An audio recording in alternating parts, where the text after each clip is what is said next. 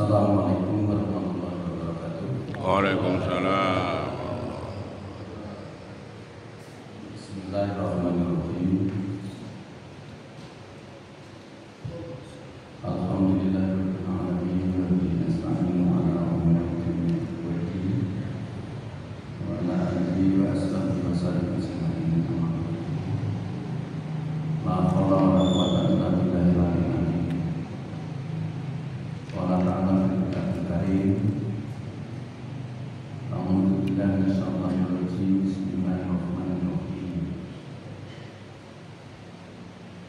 Ya ayyuhalladzina amanu kutiba alaikumus syiyamu kama kutiba alal ladzina min qablikum la'allakum tattaqun. Bapak Ibu jamaah Majelis Taklim Masjid As-Sakinah Perumahan Mansuratul Hidayah edisi Ramadan yang dirahmati Allah, tidak lupa kita salam hormat kepada Amir Masjid serta jajarannya yang tentu semuanya sudah dirahmati Allah. Kami bersyukur pada pagi ini kita masih diberi kesempatan untuk berjumpa Tuhan yang penuh berkah, rahmat, penuh ampunan. Dan mudah-mudahan seluruh amal ibadah kita, mulai dari puasanya, sholatnya, tarawihnya, tadarus Al-Qur'annya, dan tidak kalah penting hajat kita oleh Allah mengantarkan kepada kita ini benar-benar menjadi yang layak. Dan yang disebut oleh para ulama yaitu insan kami.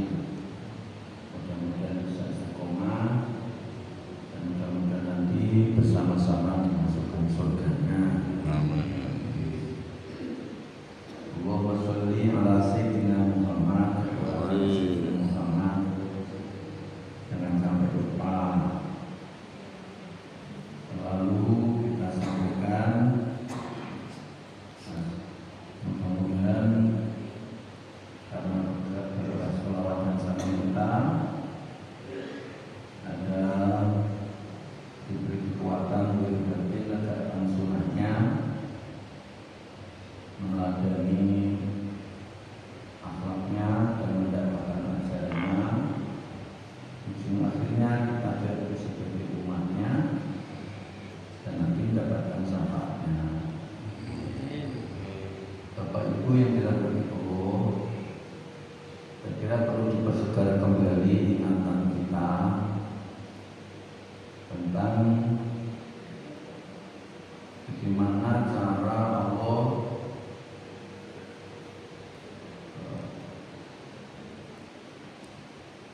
mengantarkan kepada kita ini agar kualitas puasanya ini maksimal baik. Bagaimana Rasulullah dan apa yang dilakukan oleh Rasulullah untuk mempersiapkan agar umatnya ini ketika menjalankan puasa ini puasanya berkualitas tinggi. Bagaimana para ulama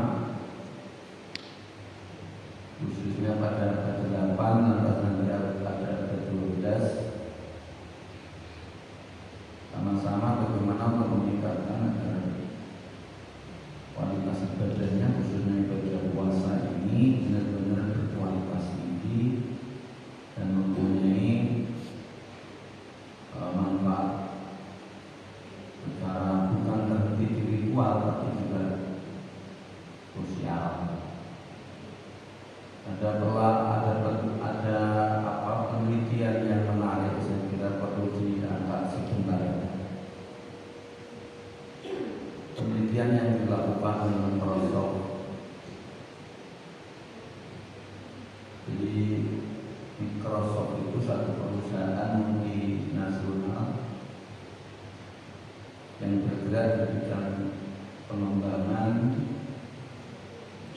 produktivitas dan pemberian lisensi komputer. Itu pernah melansir hasil satu penelitian yang ini itu negara-negara dunia ini yang mayoritas penduduknya itu beragama Islam. Hasil penelitian itu yang tujuannya adalah untuk menemukan korelasi hubungan antara religiusitas dan spiritualitas. Ketika penelitian itu sampai di religiusitas, Indonesia ini termasuk negara yang mayoritas penduduknya beragama Islam, yang religiusitasnya itu tingkat tinggi setelah nomor 2 setelah Pakistan. Jadi kita itu termasuk urutan kedua masyarakat bangsa yang mayoritas penduduknya Muslim, tingkat religiusitasnya kedua setelah Pakistan. Tetapi setelah diturunkan dari religiusitas ke spiritualitas, ternyata Indonesia yang kita cintai ini, bangsa masyarakat kita yang kita cintai ini, Indonesia termasuk negara yang mayoritas penduduknya agama Islam, tidak termasuk 10 besar. Jadi tidak segaris lurus antara religiusitas dan spiritualitas. Religiusitas itu kalau kita sholat itu religiusitas, kita poso seperti ini religiusitas, tapi belum tentu sampai kepada spiritualitas. Spiritualitas itu kalau mengantarkan kepada kita ini ada kesadaran apa, mengapa, bagaimana, untuk apa sholat itu dilakukan, apa, mengapa, bagaimana, untuk apa puasa itu dilakukan, apa, mengapa, bagaimana, untuk apa zakat itu dilakukan, untuk apa, mengapa, bagaimana, apa, mengapa, bagaimana, dan untuk apa haji umroh itu dijalankan. Hingga seluruh amal ibadah yang tak sampaikan tadi benar-benar fungsional, dibawa pesan moral dari ibadah tadi, dibawa saat dirinya ini jalankan hidup dan kehidupan sosialnya.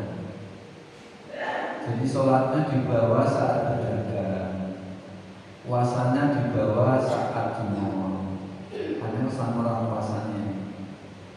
Haji umroh dibawa saat dirinya di kantor.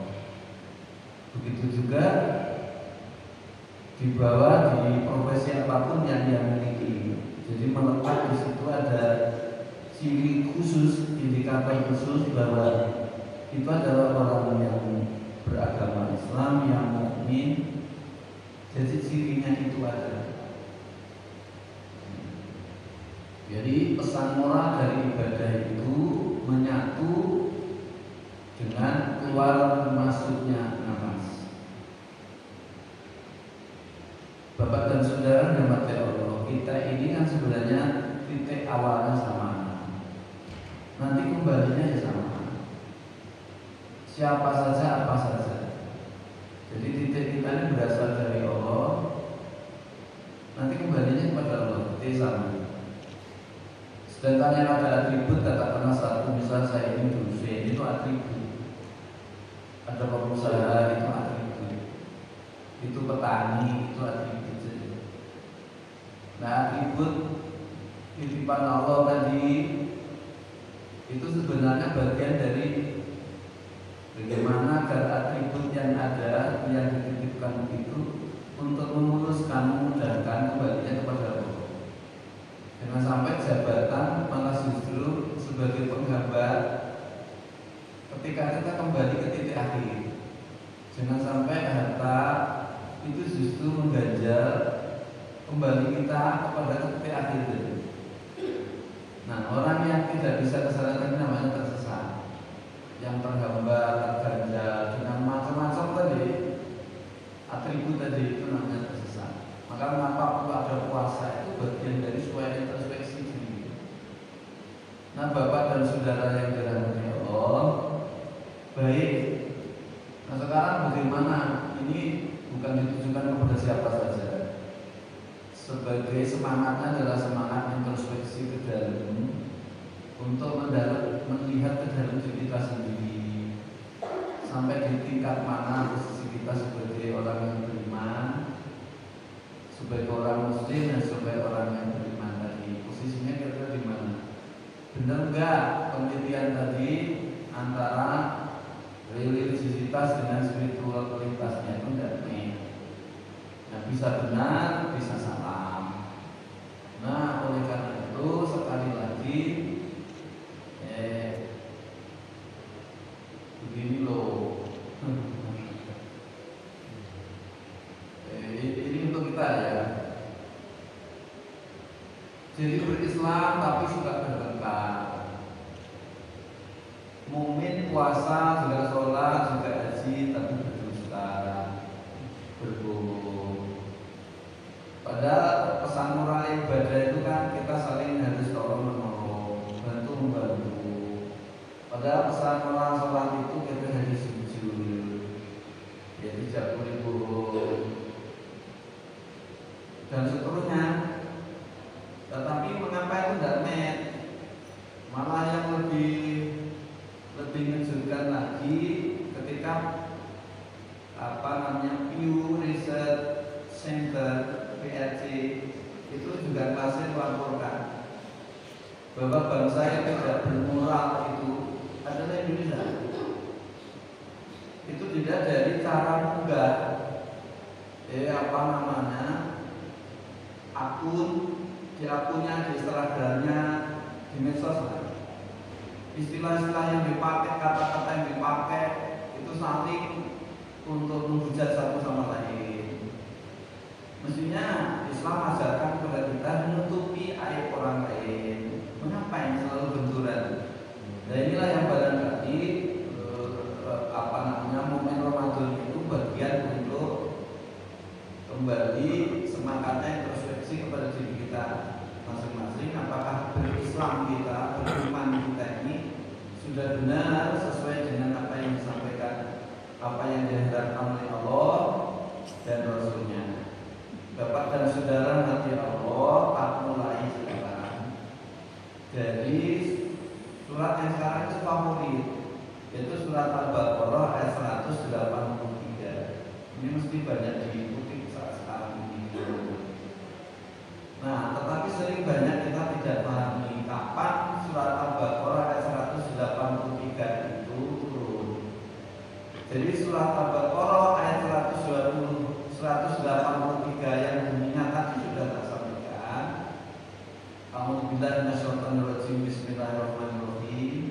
Ya ayyuhalladzina amanu kutiba alaikumusyamu kama kutiba alal ladzina min qablikum la'allakum tattaqun. Wahai orang yang beriman, redaksinya ini saja sudah mengantarkan kepada kita dituntut untuk merenungkan mengapa kok tidak ya ayyuhan nas, mengapa kok tidak ya ayyuhal insan, tetapi kok kemudian ya ayyuhalladzina amanu. Anas itu manusia, itu identitas saja.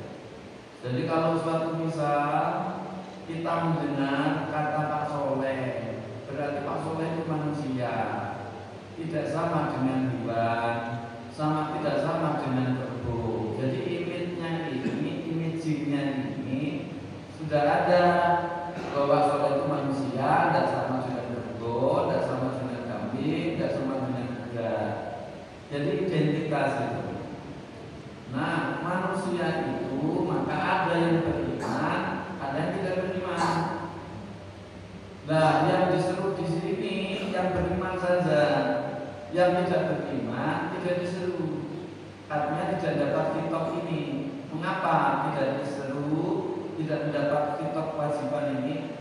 Karena puasa itu baru bisa dijalankan maksimal kalau memang benar-benar dirinya beriman.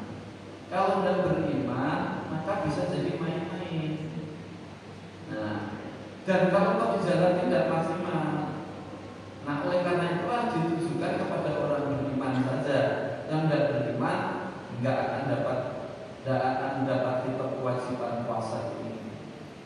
Nah, Bapak dan saudara yang dirahmati Allah, kalau yang beriman itu belum tentu bertakwa. Ya. Oleh karena itulah tujuan puasa kitabnya diarahkan kepada orang yang beriman. Target utama ini adalah manusia yang takwa. Manusia takwa itu insan kamil. Manusia yang takwa itu kekasih Allah. Jadi sering tak sampaikan ibadat pesawat terbang ada dua baling-baling. Baling-baling kiri itu larangannya, baling-baling kanan itu perintahnya. Orang bertakwa, orang yang beriman dan bertakwa mutaqi, kiri baling-baling kiri itu berfungsi tidak terobel, baling-baling kanan ini juga tidak terobel. Semuanya ini bagus baik. Perintah dijalani, segala perintah Allah dijalani, larangannya ditinggalkan. Kalau suatu misal ya ibadah sholat, ya ibadah zakat, ya ibadah puasa, ya ibadah haji umroh, itu kan balik-balik kanan. Artinya ini sudah berfungsi, tapi fungsinya maksimal atau tidak, dan begitu. Nah, terus kemudian yang kiri nggak bisa, ini sudah terjalani, tapi yang kiri maksiat larangannya dijalani. Artinya balik-balik kiri itu terobel, tidak berfungsi. Ada lagi satu misal, aku nggak apa maksiat, nggak akan nyakiti orang, nggak akan gibah orang, nggak akan bertengkar pada orang. Sudahlah, yang penting itu tak jalani secara sosial. Sholat tak jalani nggak apa-apa, yang lain tak jalani nggak apa-apa. Itu namanya juga terobel. Nggak bisa usul, nggak akan bisa mi'raj, ketemu sama Allah. Nah, keduanya mesti harus berfungsi. Perintah jalani, larangannya ditinggalkan, baru namanya usul. Nah, puasa itu arahnya ke sana. Jadi kita mesti harus sadar apa itu puasa, mengapa harus puasa, bagaimana puasa dijalankan, untuk apa dijalankan. Kalau kita tidak tahu itu, maka namanya yang kita lakukan tidak sadar. Karena yang lain pada puasa, kita ikut puasa, tapi sama sekali tidak pernah kita lakukan, tidak tahu arah tujuan kita di puasa, sehingga tujuan puasa yang takwa tadi tidak tercapai. Nah, oleh karena itulah ayat ini diturunkan ya, pada tanggal 10 Sya'ban tahun kedua Hijrah. Jadi saat ketika Rasulullah bersama sahabatnya di Makkah, di Mekah, belum pernah puasa wajib Ramadan. Puasa yang dilakukan Rasulullah dan sahabatnya adalah puasa Asyura dan puasa Ayyamul Bid. Puasa Asyura itu juga dilakukan oleh nabi-nabi dahulu, di antaranya Nabi Nuh.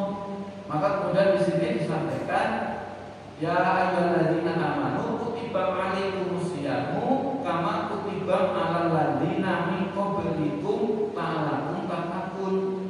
Bahwa Allah yang dahulu juga diwajibkan puasa, hanya saja tidak seperti 30 hari seperti Ramadan. Nabi Nuh tadi juga pernah puasanya puasa Asyura. Nah, tetapi mengapa Rasulullah sudah pernah puasa, sahabat-sahabat yang pernah puasa, walaupun itu Asyura dan Ayyamul Bid. Tetapi ketika menurunkan ayat ini masih ada waktu 2 20 hari, jeda 20 hari. Jadi yang dimaksud isyarat yang terkandung dalam perintah ini menunjukkan jeda 20 hari itu agar dimanfaatkan untuk persiapan. Nah, kalau seandainya puasa hanya menahan makan minum dan yang membatalkan puasa mulai dari terbitnya matahari, terbitnya fajar hingga sampai maghrib, tentu tidak perlu latihan. Tentu tidak perlu ada jeda. Maka mengapa diturunkan 20 hari sebelumnya? Sebelum ini datangnya bulan Ramadan. Di dalamnya itu ada maksud agar waktu 20 hari itu digunakan untuk berlatih. Bukan hanya latihan untuk menahan atau mengendalikan tidak makan, tidak minum seperti yang tak sampaikan tadi, tidak. Lebih dari itu. Maka kemudian kembali kepada tadi tak sampaikan Muhammad bin Muhammad Al-Ghazali itu membagi puasa itu ada 3. Ada puasa am, ada puasa khos, ada puasa khosul khos. Nah, coba Bapak dan Saudara mati Allah sudah mengingatkan kepada kita dengan walaupun dengan isyarat, hati-hati ketika kita puasa. Jangan hanya sekedar menahan dari makan minum tadi, tapi tak mesti kalian kendalikan esensi dikendalikan untuk menjadi takwa tadi, yaitu harus puasa dohir dan puasa batin. Puasa bukan hanya sekedar tidak makan, tidak minum, tapi 10 indera yang dahulu sudah pernah sampaikan. Maka tidak minta untuk dipersegar kembali. Matanya juga disebut puasa, telinganya juga disebut puasa, hidungnya juga disebut puasa, mulut lidahnya juga disebut puasa. 5 indera batin, khayalannya harus disebut puasa, batinnya pikirannya juga harus berpuasa, ingatannya harus ikut berpuasa, perasaannya harus ikut berpuasa. Nah, kalau kita menggunakan ukuran Imam Ghazali, orang beriman yang hanya menahan makan minum dan yang membatalkan puasa mulai dari terbitnya fajar sampai akhir sampai maghrib, itu puasa orang am. Tapi mata dibiarkan untuk maksiat, telinga dibiarkan untuk tidak puasa, mulut lidah dibiarkan untuk nyaci maki, untuk bully, untuk fitnah, untuk ghibah. Kalau hanya terhenti di ini tadi, maka kemudian tidak benar apa yang dilakukan oleh kepala sholat tadi, benar apa yang dilakukan oleh PRC tadi. Nah, oleh karena itu mumpung kita itu masih ada kurang lebih sekitar, ini kan sudah 13 hari, nanti tetap apa tadi? 13 hari, kurang 17 hari. Dan ketika dengan hari ini, maka kembali tadi kita sampaikan, lihat ke dalam diri kita, tidak usah cocok dengan itu yang sampai cocok dengan itu, bukan itu maksudnya. Jadi lebih baik kita itu melihat ke dalam diri kita. Jadi analoginya ini gini loh, kalau orang sibuk melihat, menggunjingkan sampah yang ada di halaman orang lain, pasti dirinya itu tidak akan pernah melihat sampah yang ada di halaman dirinya sendiri, karena sibuk waktunya habis untuk melihat sampah yang ada di halaman orang lain. Nah, apa yang tak sampaikan itu bukan untuk Bapak dan Saudara, tapi juga untuk saya. Aku sadar akan hal ini. Kalau ini tak ulang-ulang, maka akan mengantarkan aku itu menjadi hamba Allah yang soleh. Kalau ucapan tak ulang-ulang terus akan jadi lagu saya, itu akan jadi milik saya.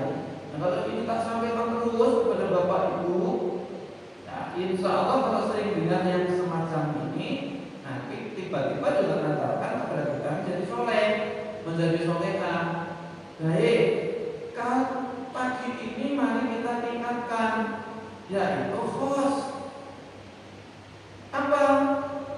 Yo makanya di tadi 10 indera tadi dijaga, ikut puasa matanya, ikut telinga apa, ikut puasa telinganya, mulut lidahnya, hidungnya, tangannya, kakinya,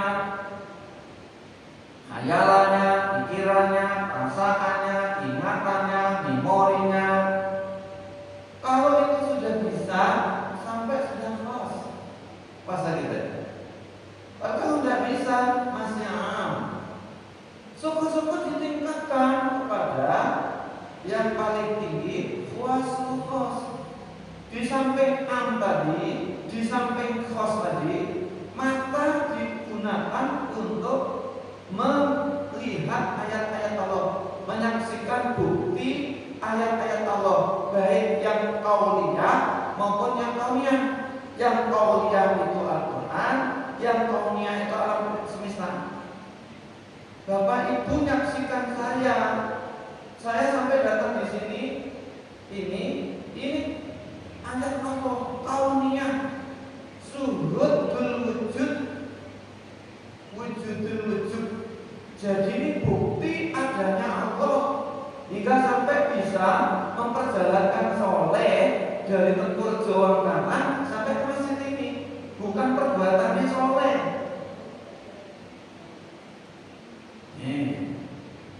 Mata untuk lihat menyaksikan itu tadi, hingga nambahkan tambahnya iman. Kemudian telinga, seperti Bapak Ibu berhitunglah, maka tidak sampaikan, telinganya digunakan untuk mendengarkan ayat-ayat Allah. Nah, mulut lidahnya sudah berapa juz? Ini segera kita belah berapa juz kita membaca Al-Quran. Bukankah man qara'a harfun min kitabillah, min kitabillah, falahu hasanatun. Barang siapa yang baca satu huruf dari Al-Quran, maka dirinya mendapatkan satu kebaikan. Wal hasanatu bi asri amsalihha. Satu kebaikan dilipat gandakan menjadi 10. La aqulu, kata Rasulullah, tidak berkata alif lam mim itu satu huruf, tapi alif harfun, lam harfun, mim harfun. Jadi kalau membaca alif lam mim saja itu sudah mendapatkan 30 kebaikan. Nah sekarang diprioritaskan tidak bulan Ramadan? Satu ayat saja sama dengan nama mencatatkan Al-Quran di luar Ramadan. Masa baca Al-Quran tanpa wudu, tanpa tahun? Masa baca Al-Quran tanpa basmalah? Tentu ditolak oleh Allah kalau tanpa basmalah. Ya mesti a'udzu billahi minasyaitonir rajim saja, dihitung saja itu. Berapa huruf? Belum bismillahirrahmanirrahim. Betapa kemudian ruginya kalau a'udzu billahi minasyaitonir rajim, bismillahirrahmanirrahim, alif lam mim. Masih banyak ta'awudz dan bismillah ini pengalaman. Kan rugi banget. Masa a'udzu billahi minasyaitonir rajim, bismillahirrahmanirrahim, amin. Masa setelah a'udzu billahi minasyaitonir rajim, bismillahirrahmanirrahim, malah jauh pendek, nun, qaf, shad, enggak mungkin. Nah, oleh karena itu Bapak Ibu yang dirahmati Allah, Rasulullah sudah persiapkan. Ketika mengumpulkan para sahabatnya, disampaikan celaka umatku yang ketika diberi kesempatan untuk bulan Ramadan, menemui bulan Ramadan, tapi dirinya itu membiarkan memperlakukan bulan Ramadan begitu saja. Jika sambil tahajud, asalnya tidak baca Quran, yang asalnya tidak berikan tetap tidak berikan, yang asalnya bakhil tidak sedekah malah tambah bakhil. Nah, itu yang dikatakan Rasulullah, itu celaka yang disampaikan malaikat Jibril. Kemudian Rasulullah jadi saksi yang berusaha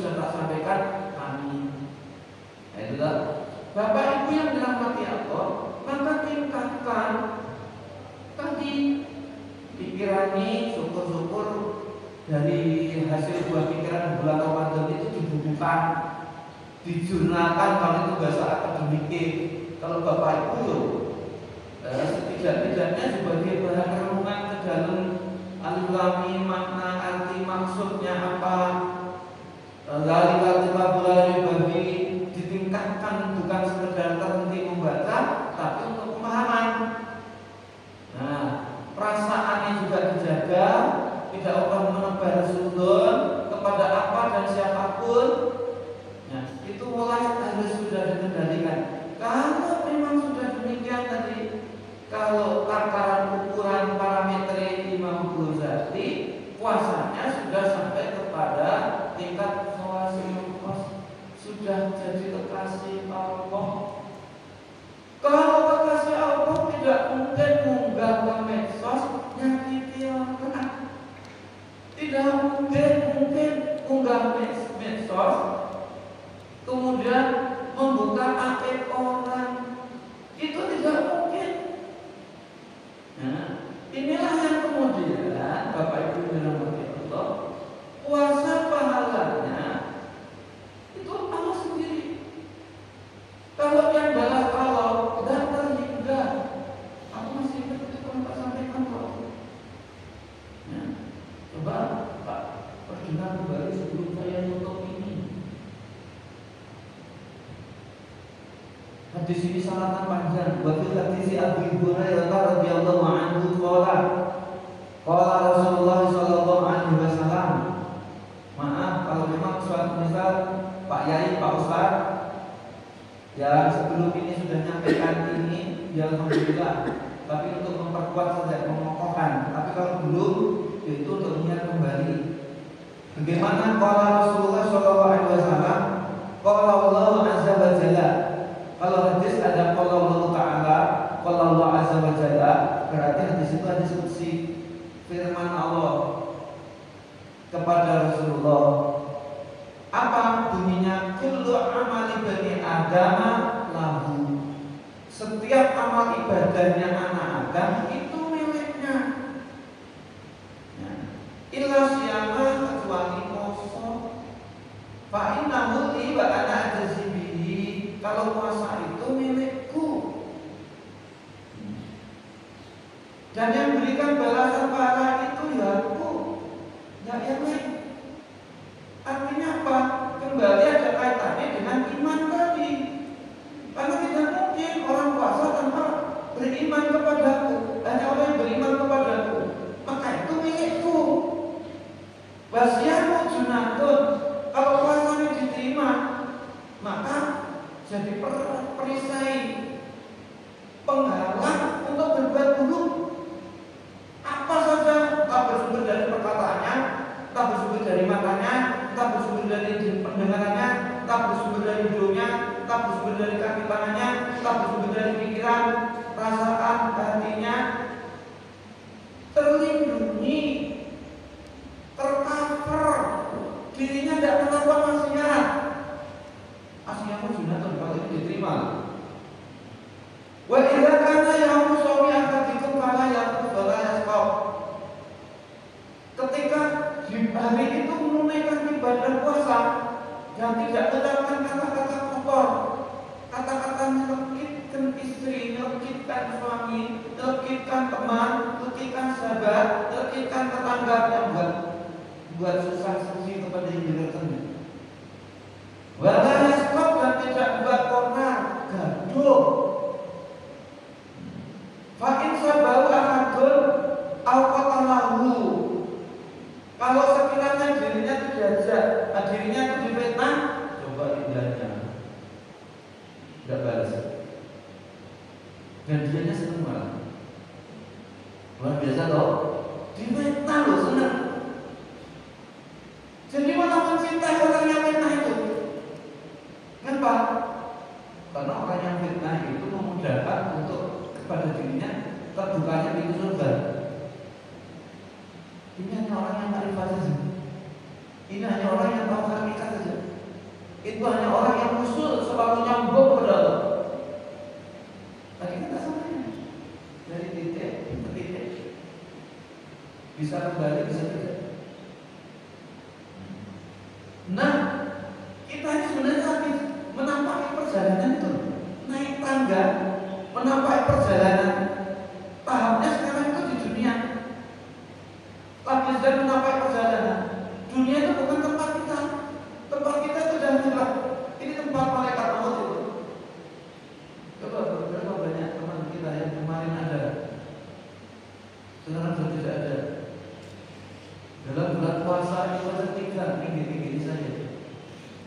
yang meninggal dunia. Umurnya yang satu ya cukup tua, yang dua itu masih muda-muda. Dapat informasi usia 15 tahun hanya kesalahan meninggal. Ketika kita menampai perjalanan ini, Bapak dan Saudara yang dirahmati Allah, jadi kita ini disebut dengan saleh.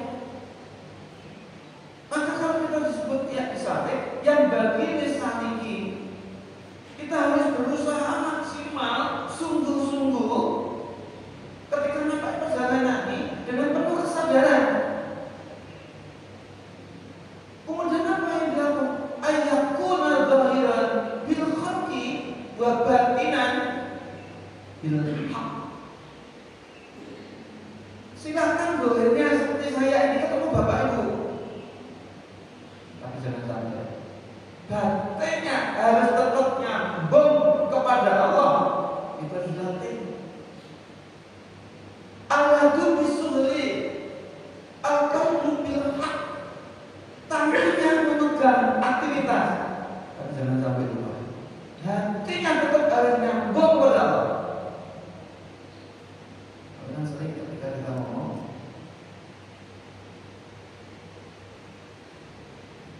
maka jangan disambungkan betul.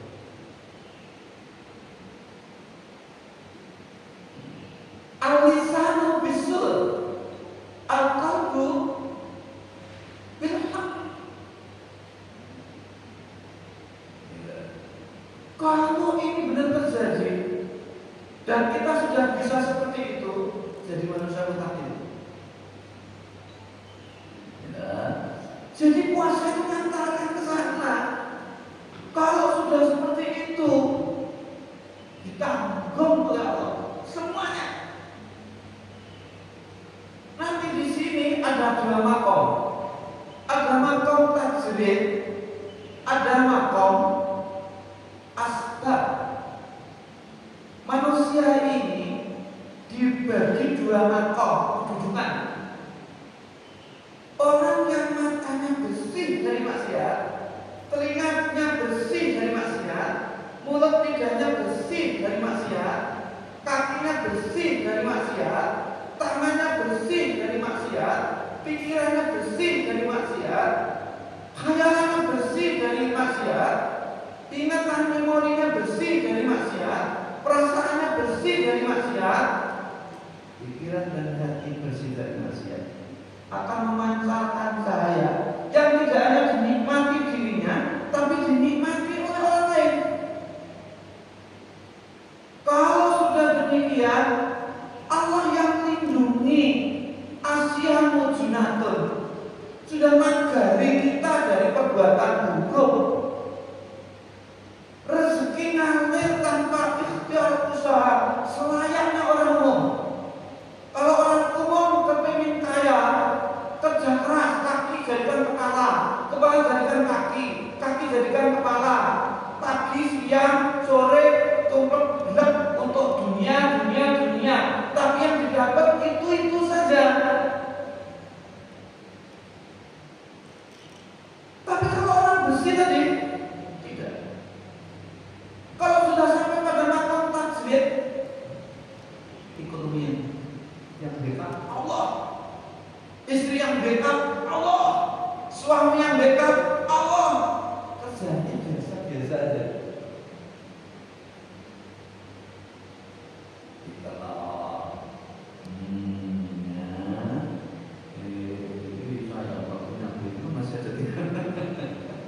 Kemarin saya ngisi di SDI di mana Pari kemarin nggak bisa di sini. Saya minta maaf, dia masih ada tiga pertemuannya, masih ada tiga pertemuan kalau masih bisa, dan masih bisa mudah-mudahan dari kesempatan Allah pada tadi awal dari ini mulailah sekarang ini kita berusaha masing-masing, tak usah lihat siapa saja, lihat kita sendiri. Kalau terus sampai ke sini orang hanya diri karena lihat sesuatu. Puncaknya makrifat itu sukutul nafas, sukutul qalb. Itu puncak makrifat. Jadi melihat perbedaan macam-macam, melihat maksiat, nggak akan pernah benci nanti. Karena bisa jadi orang yang maksiat tadi itu bagian wasilah Allah untuk awal dari dirinya akan direngkuh Allah. Tidak akan menjadi malah dijualkan. Coba kalau pasar ini seperti ini, suka Allah Indonesia itu dia Allah ya Allah. Kadang-kadang terus menangis kan. Kalau semuanya bangsa ini sudah masya Allah, tidak mungkin ikhlas kita akan menghasil yang dilaksir itu. Ya, karena sudah bisa mengendalikan egonya.